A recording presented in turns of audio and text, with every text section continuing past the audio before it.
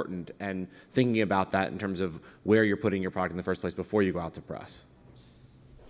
Sorry, I missed that. You're talking about distribution of your product, so having it nationally available, internationally available, et cetera, before you're saying going to a national publication as opposed to, an edible East End or some smaller publication. Oh, that's absolutely critical. We've seen over and over, particularly in the UK market, where various groups have done a huge push to get publicity about their wines and so on, but they haven't got distribution in the market first before they start the media story, and it's just a complete waste of money. It's a classic catch-22.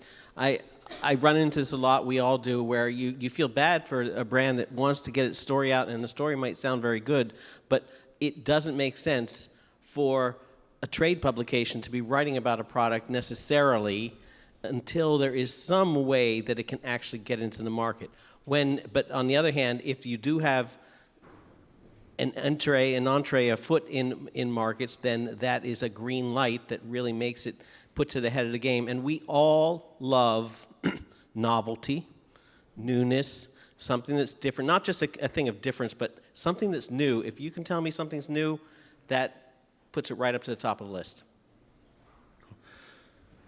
Well, I was just going to add, I think it's also important to say for me and for my magazine, both of my magazines are national print distribution. So you may not necessarily have to be in all 50 states, but you need to be in the major markets most of the time for us to be able to focus on them, because we're talking to and sending our magazine to SOMs and retailers, et cetera, who are in those major markets. So if you can't buy your wine in Seattle or LA or Chicago, it becomes a difficulty for the readers, because they want to. If you write a great story and you publish a great story, and then all of a sudden they can't find the wine, then they say, okay, now I need to rethink reading the magazine, which isn't any good for anybody.